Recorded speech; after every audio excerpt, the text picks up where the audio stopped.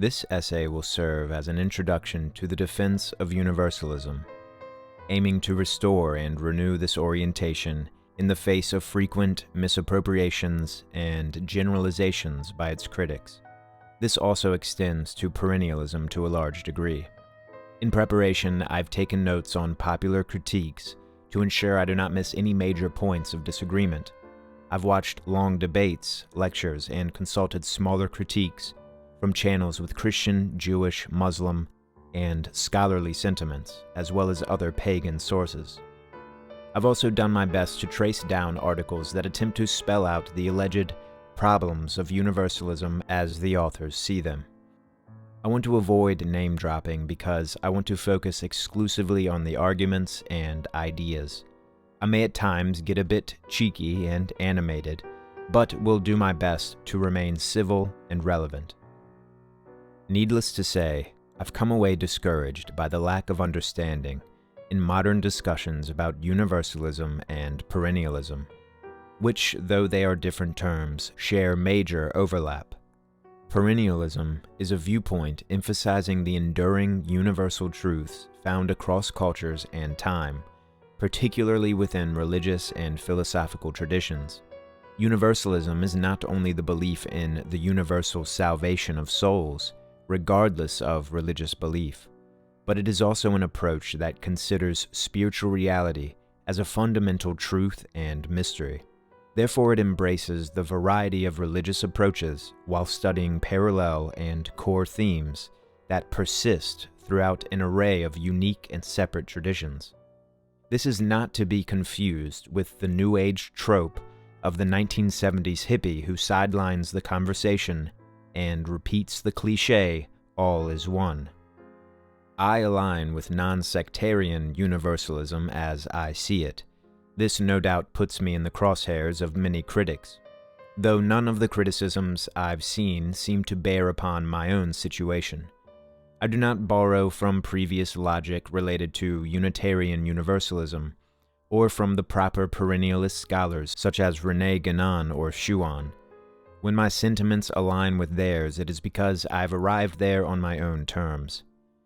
Aldous Huxley's perennial philosophy is the extent of my reading of perennialism proper, but I could discard all of his comparisons and my major points would remain. This defense arises in recognition of the hyper-intellectualism and academic pedanticism, which I view as a disappointing issue in the modern conversation. I also see no shortage of leaps of logic, especially when accusations are made about universalism and perennialism being politically dangerous and, quote, colonial. Historically, there isn't any institution with real political power that has ever been perennialist or universalist in name while it was actually, not abstractly, committing violence and conquering. That is more in line with real religious institutions that have created and fought wars justified by an interpretation of their faith.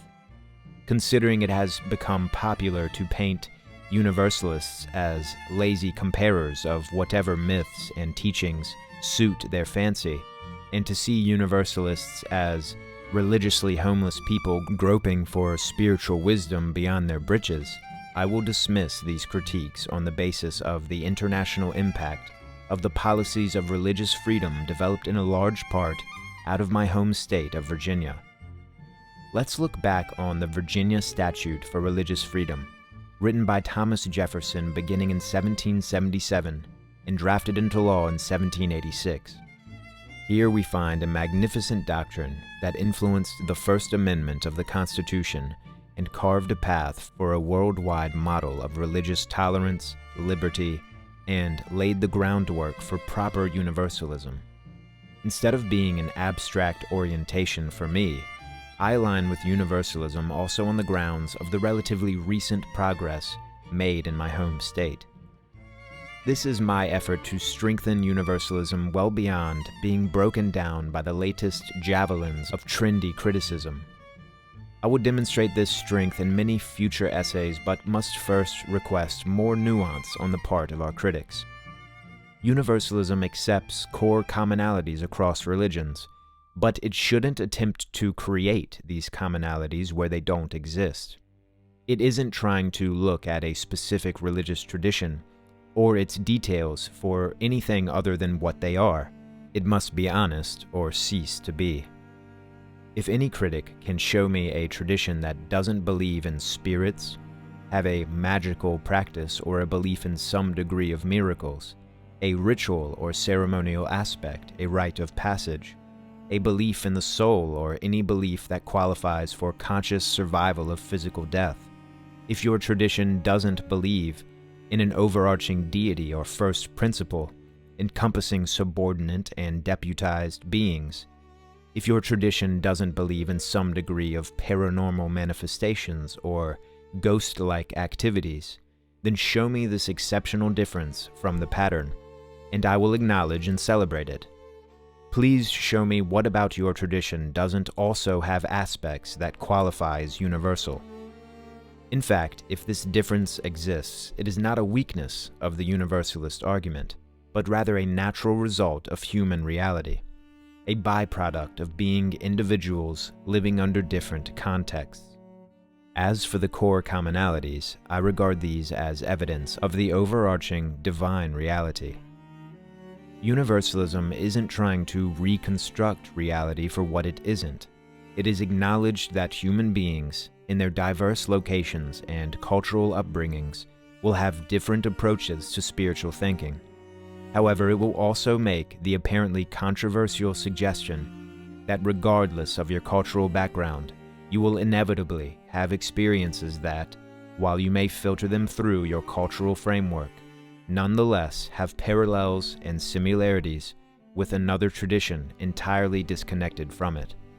We do live on the same planet. We are all human beings who dream and love, live and die as we do. And dare I say, we are all encompassed by an accessible divine reality. If there are no universal connections encompassing all of us already, then this would suggest very high stakes for differences in opinion. Unless you are going to posit some ethnic or gene-based superiority or sectarian supremacy, you're going to have to acknowledge the fact that if we are souls in a spiritual reality, all humans must be included. If, for instance, the soul were proven scientifically beyond doubt, we wouldn't discover that some humans are without a soul. The soul would be universal. Universalism is an attempt to see and know the fundamental reality shared by every being, as much as every being shares a planet and a universe. While a universalist might not have all of his or her conclusions right, and should admit to every mystery, we should regard spiritual reality as a whole, something that is not exclusively ours, and stand in witness of it, suggesting only the most basic fundamentals and recognizing where these universals actually exist in the variety of traditions without discounting the differences. I repeat, without discounting the differences, because it seems this is the main argument against perennialism from leading scholars. They claim that since perennialists don't acknowledge the differences, their arguments have reached a standstill. This is at least suggestive of an abysmally poor level of development on the part of perennialists and universalists. Let's fix that. For starters, universalism isn't colonialism. It does recognize variety, nuance, and uniqueness, and it doesn't want to abandon unique necessities. It is trying, on the other hand, to resist pressing a dogma onto a reality that doesn't require it. It is mostly anti-dogmatic, not a force that lands its ships on the coastline and seeks to dominate by arms and taxes. Suppose you're going to argue against it because there is a religious variety that we allegedly don't see or value when we're comparing different traditions. In that case, show us precisely, and don't forget that all human beings believing in things in individual ways is one of the major universals. The objective spiritual reality nonetheless remains. Lo and behold, it transcends language, culture, opinion, and dogma. Perhaps the mystics of various languages were correct when they returned from their experiences and confessed that language would fail to explain them. We must not divert from verifiable colonialism to take the logical leap in constructing a colonialism perpetrated by a universalist way of life that respects all traditions within reason. Universalism as an ideology doesn't pillage villages, enslave the populace, murder the troublemakers, and plant the flags on foreign soil. Even as an ideology, it is in flux, like reality. This perhaps is a major issue with folks who seek to proliferate the world with isms and speak of them in established terminology. The real world doesn't work that way. Universalism is not even widely defined enough by existing practitioners to represent any formal force capable of a colonial project. It implies that multiple people calling themselves Universalists will have differences of opinion. This isn't as controversial as people are making it out to be. However, in cases of genuine damage, such as demonstrated misinterpretation, mistranslation, and agendas of maltreatment, what else should we do but act respectfully and remain humble, letting the realm of debate and civil expression sort out the truth of particulars on their own terms? On my small farm in Virginia, I'm quite incapable of colonizing. It is difficult enough to raise a proper shield against the quiet tyranny of the taxman, but I digress. Universalism was never an ideology held by anyone responsible for atrocities comparable to classic examples of real colonial conquering and religiously rationalized violence. Show me the body count, rephrase your argument with precise examples, or refrain from this critique. From my perspective, hearkening back to the principles of religious freedom that are crucial to the history of my home state, the groundwork for universalism is explicitly affecting a movement of disestablishment. Virginia's statute disentangled the people from the whims of the Anglican Church, and by extension, any other alleged religious authority that might seek to dominate policy or opinion based on religious beliefs. We could, like our critics, also point out how loosely the term colonialism has been used in other contexts. It has been a way for politically motivated groups to demonize whatever subject the accusers connect to colonialism. In the United States, we are quite acutely aware of generalizations being asserted as substitutes for legitimate arguments. The doublespeak of lawyering politicians knows no bounds. People accusing ideologies of being colonialist can appear like litigators raising the stakes of an argument in unnecessary ways. This is a negative gloss that can too readily polish an opposing argument. It can come across as a brand of comparative gymnastics, even if the intentions behind the argument are sincere. Ideologies exist only insofar as people believe in and act upon them. People with said ideology have to have committed colonial actions before you can adequately tag universalism and perennialism with the colonialist prerogative. All the same, no one should lazily compare the religious elements of disparate cultures without due diligence, especially when the culture is still alive and being practiced. Those causing harm should be held responsible to a degree commensurate with the actual harm they have caused. If there is no intention of harm, then hopefully all it takes is a civil conversation. Let's proceed to the commercialization and commodification of the sacred items of other traditions and appropriating them. How angry should people be about laymen or openly vulgar persons getting tattoos of the cross or of the Eye of Horus? Tourists purchasing totems and objects of religious reverence only to use them back home as table decorations. Americans, unfortunately, have become largely desensitized to this behavior. Nonetheless, education and conversation will always be the necessary solutions. We should all advocate for those conversations first, unless we're going to propose getting the state involved. As it happens, Americans should possess no illusions when it comes to the abuse of state power. One critic of perennialism, for instance, concludes that the dark side of perennialism is that it can be weaponized by the state and used as an imperial tool to occupy and dismiss the spiritual beliefs of the population. Living in Virginia, where we have that magical statute for religious freedom, I see religious liberty as disempowering the state from taking unscrupulous actions against the people on religious grounds. That is my local and cultural basis for Universalism. It certainly has nothing to do with affording the state or the church any more power, but rather recognizes the desperate need for connection, rather than ignoring this and moving on forever into the shadowy and unsocial corners of specialist research. No Universalist has ever controlled commercial transactions, sought to dictate the opinions of others, or gate-kept religious interpretations. That rather sounds like genuine colonial powers. We shouldn't confuse the evils of real political actors with the non-doings of Universalists. On the other hand, if we're purchasing items that are sacred to other people, if we are disrespecting other people through this purchase, and if it would be a neglect for us not to know so, we should be aware and resolve the indiscretion. It is no mystery that Americans are still remembering how to recognize the sacred. Admittedly, there are Grand Canyon-sized rooms for improvement. The esoteric Universalist these days must not flinch on account of the wavering opinions of the world. Only weak arguments demand the concession of low-stakes dogmas. By low-stakes dogmas, what do I mean? Any dogma that says you must believe in an unprovable historical affair, some specific hierarchy of divinities, or generally demand that you have a particular opinion about nature, God, and a prophet, or else your soul will be damaged. These are weak suggestions.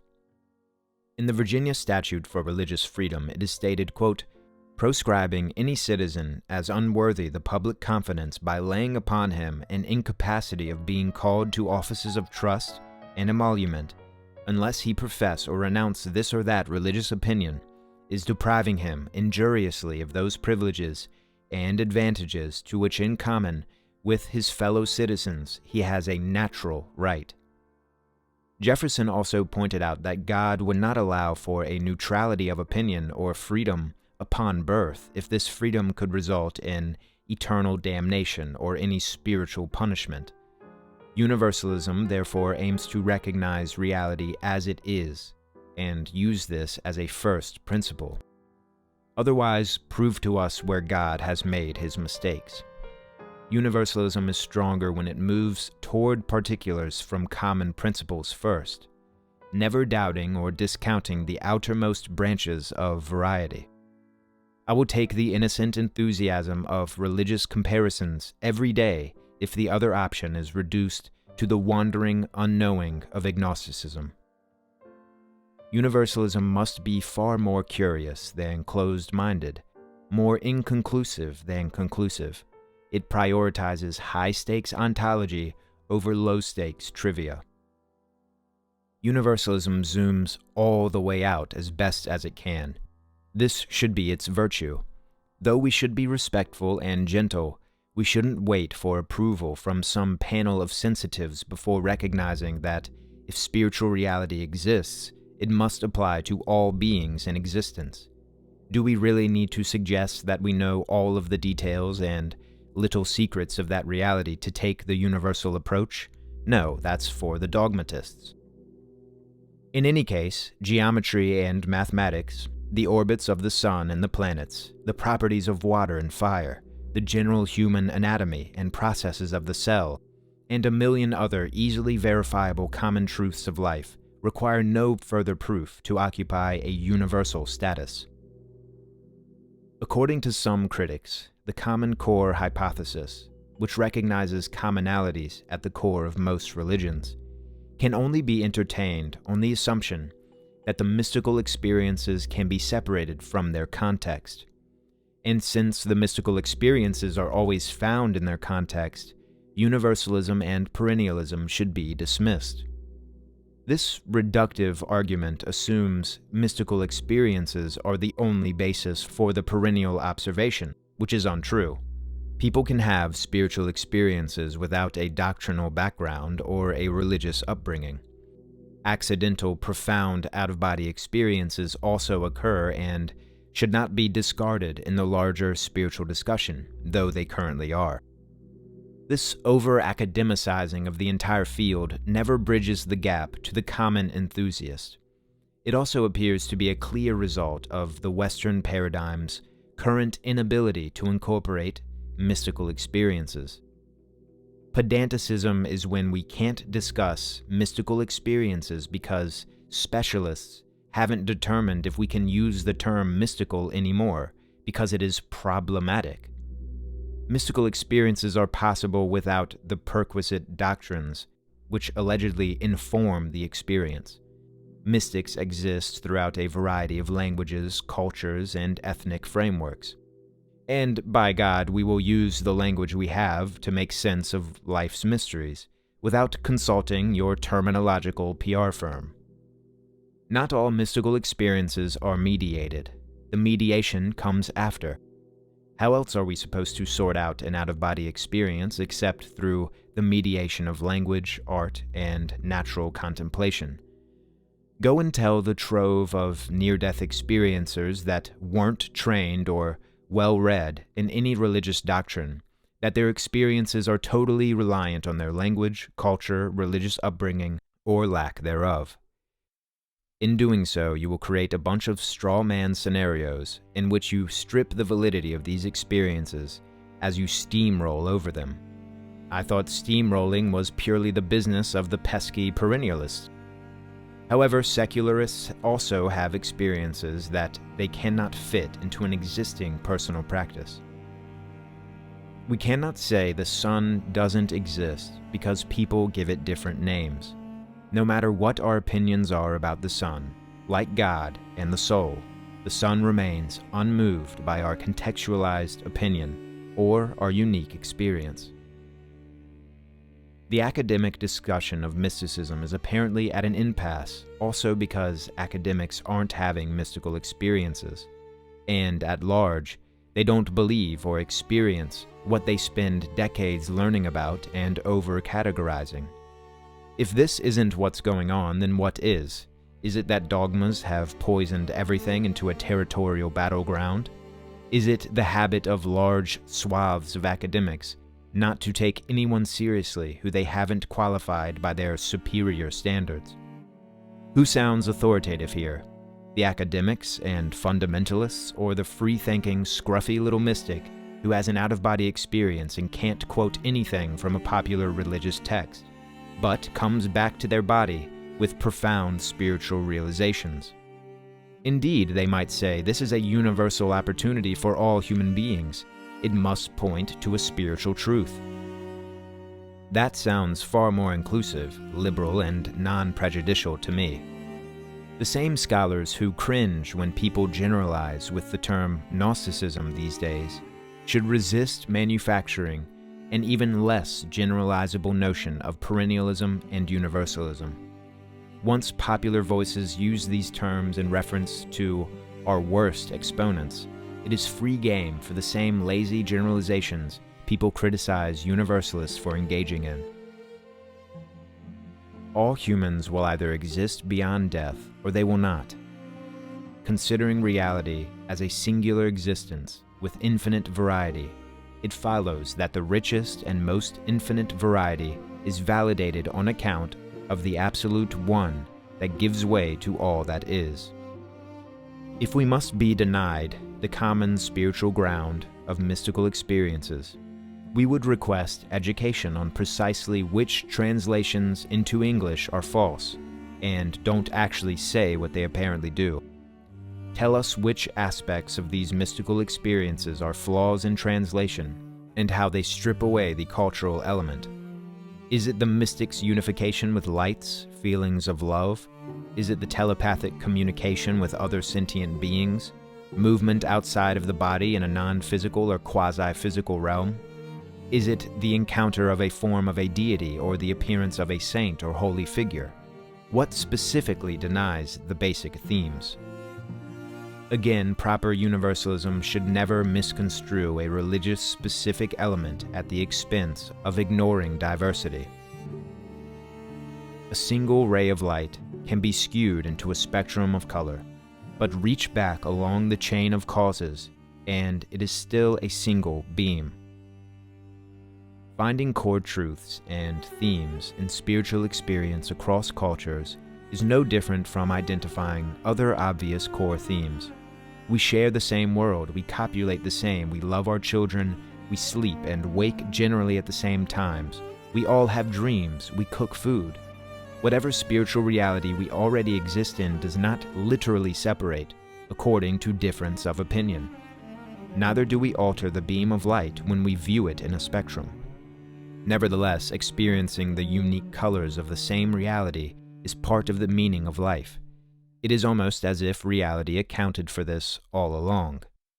The one gives way to all that is. All that is expresses and empowers the one.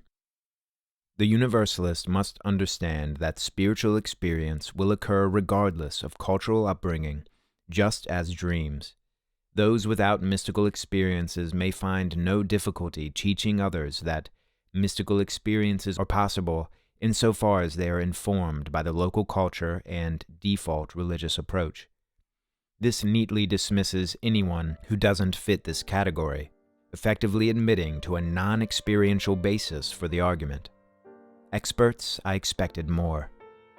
One scholar, whom I will not name, says perennialists don't emphasize even the commonalities or recognize the particulars.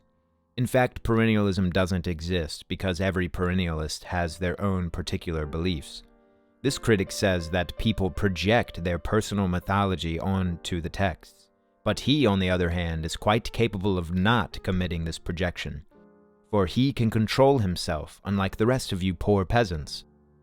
If one is to argue universalism isn't valid because every individual is going about unity in their own way, you are implying the universal scenario of individuals approaching reality in individual ways.